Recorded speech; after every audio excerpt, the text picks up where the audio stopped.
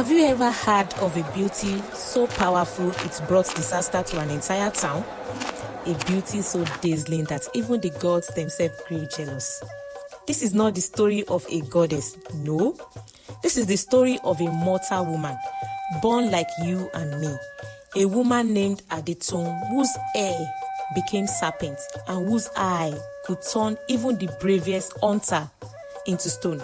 Our tales began in the ancient town of Ogundele, a thriving city where the market never slept, and drums spoke louder than words. The town of Ogundele laid in the heart of Yoruba land, surrounded by thick palm forests and flowing rivers. Traders far and wide brought ivory, gold, spices to its markets. In this town, people whispered about one thing more than wealth or power: Adetoun's beauty. From childhood, she shone brighter than the other girls. By the time she became woman, her beauty was so radiant that old men muttered prayer when she walked by, fearing their own hearts. Every festival, when maidens danced for the gods, Adetoun's step outshone the rest. Her laughter was like bells, her hair thickened and long, glittering like black silk under the sun. But as the elder often said, too much sweetness can spoil the tongue, too much beauty can spoil destiny. And Adetoun's destiny was about to twist into something darker than anyone could have imagined. The market in Ogundele was alive with noise and color. Women with wide hair ties balanced calabashes filled with yam, palm oil, and fresh fish. Drummers played talking drum, calling out messages from one stall to another. Children darted through crowd, chasing goats and laughing. In the center of it all walked Adetoun. Her presence silenced the market. Trader pause made bargain. Drummer missed their beats. Even goats stopped to stare. Men followed her with wide eyes. Women whispered envy into their palm. Some praised her, believing she was blessed by Yemaja, goddess of the water. Others whispered that beauty like hers could only bring sorrow. For in Ogundele, the people knew when something appeared too perfect, the spirit may not let it last. Adetoun, unaware of the storm she carried, smiled graciously at all. But in heaven above, one goddess was watching with envy burning in her chest. In the shrine of the gods, offerings smoked into the sky. Goats, palm oil, and honey. The gods feasted on the prayer of mortals, but not all gods were pleased. Oya, goddess of storm and whirlwind, looked down from her thunder throne. Why would mortals speak more of this Adetoun than me? Oya thundered, and 9 whirlwinds circling around her. Hi, who command the storm? Who shake the hearts with rage? Shall I now compete with a mere mortal girl? Her anger was hot as lightning. She vowed that Adetoun's beauty would become her downfall. With a clap of thunder, she summoned her wind and began to weave a curse that would twist Adetoun's life forever. But first, Oya would wait until Adetoun come to the shrine to worship, for it was there the trap will be set. Adetoun was a devout worshipper of Yemaja, goddess of rivers, motherhood, and life. Every month, she carried gifts to Yemaja's shrine at the bank of the river Oshun. With her came back calabashes filled with honey, palm wine, white clothes, and kola nuts. Her voice, sweet and melodic, filled the air as she sang praises. That day, the river shimmered in approval, and priestess of Yemaja blessed her. Adetoun, daughter of Ogundele, the river goddess smile upon you. May your beauty bring joy, not sorrow. But hidden among the swelling water, Oya's wind waited. As Adetoun bowed in worship, a sudden ghost swept across the river. The priestess trembled, sensing an unfamiliar spirit. Oya's voice roared through the air. Let her beauty turn to horror. Let her hair become serpents. Let her gaze bring death, so that none shall praise her again. Adetoun screamed. That night, Adetoun tossed and turned in her bed. A burning sensation crawled across her head. She reached to touch her hair, only to feel something alive. She pulled her hand back, and a hiss echoed in dark. Her hair became serpents. Each lock reached and eased, her tongue flickering like fire. When she screamed, her neighbor rushed in with lantern, but the moment they looked upon her, they froze one by one. They turned into stone. Traders with baskets still on their head, drummers with hand-raised meat beats. Adetoun stared in horror as her once loving neighbors became lifeless statues. She wept bitterly, covering her head, but it was too late. The curse had fallen, and Ogundele would never be the same again. The news spread through Ogundele like wildfire. At dawn, traders discovered the marketplace filled with stone figures, men, women, even children. Frozen mid-motion whispers rippled across the town. Have you heard? Adetoun has turned into a monster. They say her hair is no longer hair, but snakes. Her beauty was a trap from the gods all along. The once admired maiden of Ogundele was now feared like an evil spirit. Mothers pulled their children away when her name was mentioned, and fathers spit on the ground, calling her cursed. But Adetoun herself was drowning in sorrow. She had not chosen this fate. Every time she looked into a water pot, she saw the whistling serpent instead of her once beautiful hair. Each hiss reminded her of the goddess' jealousy. Worse, she could not even look at the face of those she loved without turning them into cold, lifeless statues. One night, unable to bear the cry of the people who cursed her, Adetoun covered her head with black cloth and walked to the edge of the town. The chief, guided by fear, sent town crier to announce her banishment. His conch echoed in the still night. By the decree of Ogundele elders, Adetoun, the cursed one, is forbidden from dwelling among us. Whoever shelter her shall face the wrath of the gods. Alone and weeping, Adetoun walked into the dark forest. Her only companions, the hissing serpents on her head. The forest was vast and filled with spirits. Tall iroko and bamboo tree loomed over Adetoun as she wandered deep into the wilderness. At night, the cry of leopard echoes through the dark, and the ear cried the whisper of unseen beings.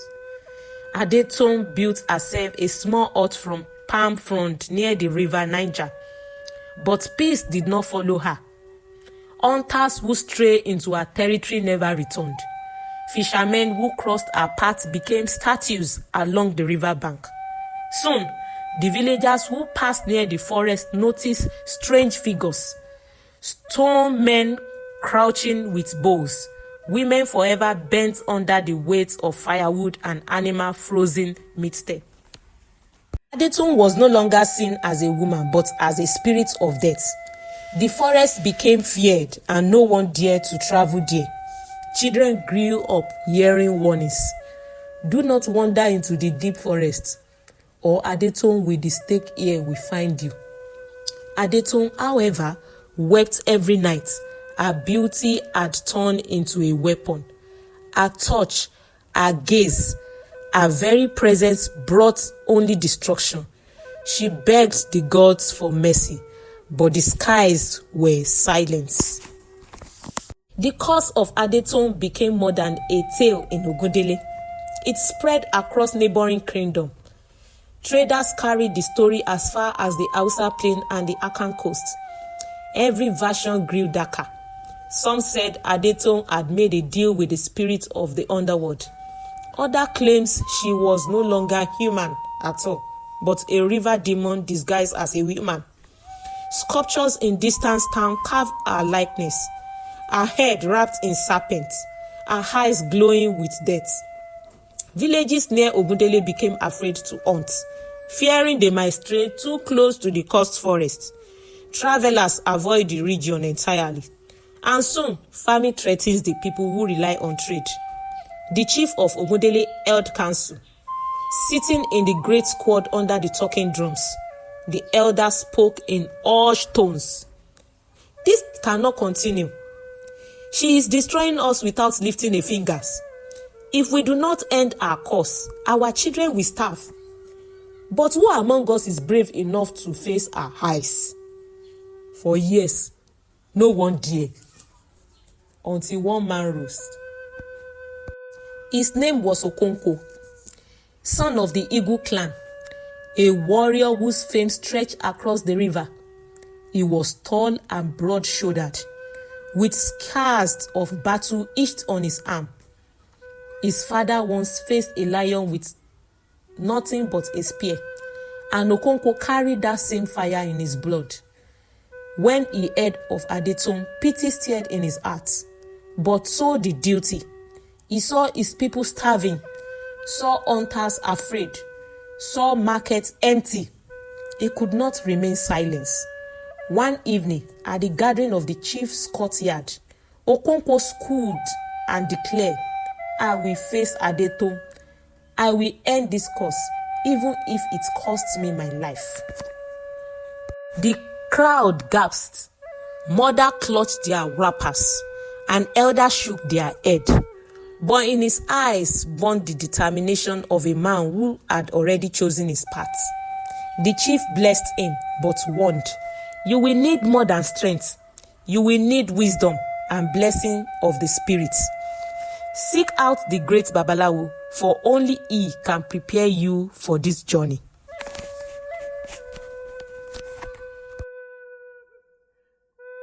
Okonkwo journeyed to the outskirts of Ogundele, where the Babalawo, a priest of Ifa, lived in a shrine around by sacred kola tree. The air smelled of incense and palm oil. Cowries, charms, and carved figures hung from the wall. The priest, an old man with a white beard, studied Okonkwo's face and shook his head. "Many men have gone into the forest of Adetoun. None have returned. Do you truly wish to risk your soul?" "I must," Okonkwo replied firmly. "If not me, then who?" The Babalawo sighed and brought forth a bronze shield, polished until it reflects like a mirror. He placed it in Okonkwo's hand. "Do not face our eyes directly. If you do, your body will stiffen into stone. Look only at our reflection in the shield, and take this charm, cowries share bears by Orunmila, powder of bitter kola, and a feather of the eagle. They will give you strength when fear grips your heart." Okonkwo bowed deeply, promising to return with victory, or at all. The drum of destiny had begun. The morning Okonkwo prepared to leave, the entire town of Ogundele gathered at the great square. The talking drum beat slowly, echoing the weight of the moment. Women balanced calabashes of water on their heads, offering blessings. Old men muttered prayer under their breath. Okonkwo stood in the center, spear strapped to his back, bronze shield gleaming under the sun. His mother tied a strip of white cloth around his arm, whispering, "May the spirits guide you. Do not forget the face of your mother when fear comes." Young men pounded their chests in respect, while children peeked from behind their mothers, wide-eyed with wonder. To them, Okonkwo was no longer just a warrior. He was hope itself. The path into the cursed forest was overgrown, as if nature itself had turned it back on the place. The air grew heavy. The sun dimmed behind thick branches, and the sound of the marketplace faded into silence. Okonkwo tightened his grip on the bronze shield. Each step felt heavier than the last, not from the weight of the weapon, but from the story whispered into the ear since his childhood. The forest of Adetoun was said to be alive with spirits, and as he walked, he could almost hear them laughing. He passed the first stone figure, a hunter frozen mid-drums, his bow stick pulled back but never released. Okonkwo stopped, his chest tightened. The man's face still had terror in his eyes. As he moved deeper, he found more. A mother bent over with a basket, a warrior with spear raised high, even an antelope mid-leap, captured forever in cold stone. It was as if the forest had become a graveyard of life. Every step a reminder of danger waiting ahead. Still, Okonkwo pressed on. Each stone figure adding his resolve. By dusk, Okonkwo reached the heart of the forest. The air was damped, and the cry of owl echoed through the tree. Then came a sound that made his blood run cold. The hiss of serpents. From the shadows of a hut built of palm frond and clay, she emerged. Adetoun. She was not the maiden of the song anymore. Her one silky ear reached with living serpents, their scale glistening like whetstones. Her eyes, glowing faintly, carried both sorrow and danger. The sight of her was both haunting and pitiful. Okonkwo froze, lowering his gaze to the she's reflection. He dared not look into her eyes directly. Adetoun's voice was soft, yet heavy with pain. Warrior, why have you come? Do you think I asked for this cause? Do you think I do not weep every night for the lives my eyes have stolen? Her words pierced Okonkwo's heart. He had expected a monster. Instead, he found a woman broken by sorrow, cursed by force greater than herself. Okonkwo's grip trembled on his spear. He saw a reflection in the shield, tears rolling down her face, serpents hissing softly like drums of sorrow. I did not choose this, Adetoun whispered. I worshipped the gods with pure hearts, yet they turned against me. Tell me, warrior, is it my fault that their jealousy burned brighter than their mercy? Her words rang true, and for a moment, Okonkwo's heart softened. Could he kill a woman who had done no wrong? A woman who was as much a victim as those she had turned to stone? But then he remembered the starving faces of his people, the empty markets, the fear that gripped Ogundele. Her sorrow was deep, but so was the suffering she brought. I pity you, Okonkwo said, voice steady. But pity will not feed the hungry. Pity will not bring back the lives taken. I must do what my people need, even if it breaks my heart. Adetoun's eyes glowed brighter. Then you are no different from the gods who caused me. The forest grew still, as if it too awaits the clash of destiny. The moment stretched like a bowstring, pulled too tight. Then with a ease the serpent struck. They lunged at Okonkwo, their fangs gleaming. He raised the shield just in time, their reflection twisting and snapping across the bronze surface. Okonkwo swung his spear, slicing through the air. Adetoun dodged with grace, her movement swift, almost outwardly. She was no mere mortal anymore. Her curse had made her faster and stronger. The clash was like thunder in the forest. Each strike of Okonkwo's spear was met with the ease of serpents. Each step forward threatened to bring him into her deadly gaze. Sweat poured down his body, but he dared not lift his eyes from the shield. Adetoun cried out as she fought. Her voice carried sorrow and rage. Why must I suffer for the jealousy of the gods? Why must my life be sacrificed for your people's peace? But Okonkwo pressed on, each heart beat louder than the drums of war. His destiny accursed. The two collided beneath the towering Iroko tree as the spirit of the forest watched in silence. The final movement was near. The battle grew fiercer as the night deepened. The moon hung above like a silver drum, watching the clash in silence. Okonkwo's shield glimmered with firelight, reflecting Adetoun's haunting figure as a serpent struck again and again. Each ease was like thunder, each strike like lightning. The snake longed for his throat, their fangs flashing, but Okonkwo swung his spear in wide arcs, keeping them at bay. Sweat drenched his brow, but he dared not blink. One slip, one accidental glance into her eyes, and he would join the stone statues forever. Adetoun's cry pierced the night. They were not cries of rage alone, but of sorrow, of a woman crushed beneath the weight of injustice. "Do you not see?" she shouted. "I was innocent. I was a worshipper, faithful to the gods, yet jealousy caused me. And now, you mortals, too, turn against me. Where is mercy? Where is justice?" Her words rattled Okonkwo's soul. He felt the heaviness in her voice, the truth that she was more victim than villain. Yet, as a serpent coiled and eased, he remembered the face of his people, the mother who could not feed their children, the hunters who never returned.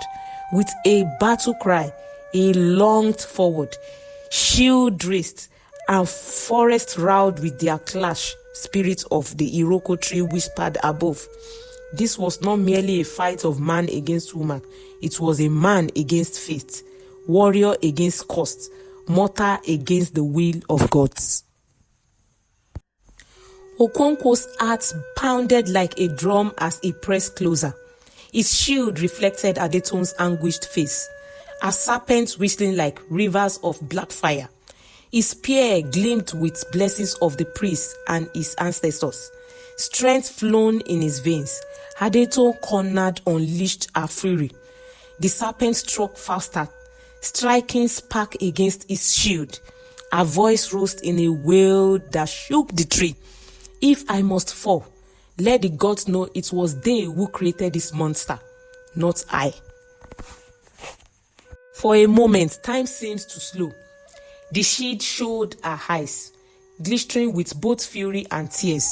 Okonkwo's spear thrust forward, guided not by hatred, but by destiny. With a swift strike, he severed her head from her shoulder. The forest fell silent. Her body collapsed, the serpent thrashing before glowing steel. Yet, even in death, her head's eye glowed faintly, retaining their deadly power. Okonkwo, trembling, wrapped the head in a leather sack, careful near to meet its gaze. He stood in the eerie silence, surrounded by stone statues, his chest heavy. The course of Adetoun had ended, but at what cost? But the gods were not finished. From Adetoun's blood, spilling red into the soil, something stirred, the ground trembled, and a gate serpent emerged. Its scale dark as midnight, its body thicker than a palm tree trunk. It slithered away into the shadow, its ears echoing through the forest. The elders would later say his serpents became the ancestors of all mambas and vipers, carrying Adetoun's curse into the world of beasts. Wherever it went, fear followed. Hunters who saw it sworn it was no ordinary snake, but a spirit of vengeance, born from the sorrow of the woman wronged by God. Okonkwo watched it vanish into the darkness, his grip tightened on the sack that held her head. He realized then that curses do not die easily. Even when struck down, they leave behind shadows that haunt generations. Okonkwo returned to Ogundele at dawn. The people gathered at the gates, their breath caught in their throats as he emerged from the forest. His shield was battered, his body bruised, but his spirit unbroken. He dropped the sack before the chief. "It's done," he said simply. The elders, carefully not to open it, command the head to be placed in a sacred gourd, sealed with charm and hidden deep within Imoja's shrine.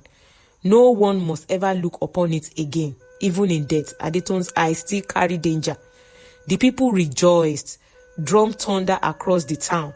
The curse was lifted, and life could return to the market, the farm, and the river. But Okonkwo did not join the celebration. He stood apart, silent. For though he had saved his people, he could not forget Adetoun's tears, her sorrow, her cry of injustice. He had slain her body, but her pain lingered in his heart. Years passed, but the story of Adetoun never died. Mothers told it to their children by the fireside. The tale became a warning. Beauty without humility draws envy. Innocence does not always protect from the wrath of the gods. And curses once born rippled across generations. In Ogundele, young maidens still whisper her name when they braided their hairs. Some said Adetoun's spirit still wandered near the river Niger, weeping for the life stolen from her. Others claim she became a protector of women wronged by jealousy. Her sorrow turned into silent strength. As for Okonkwo, he grew old. Remember as the warrior who faced the serpent-haired woman. But in his heart, he carried a scars unseen. For every victory has its shadow, and every cause leaves behind a songs of sorrow. And so, even today, when someone's beauty shines too brightly, the elders shake their head and whisper, "Be careful, lest you become like Adetoun, the serpent-haired woman of Ogundele." Thanks for watching. Subscribe for more interesting African story. Like, share, and comment.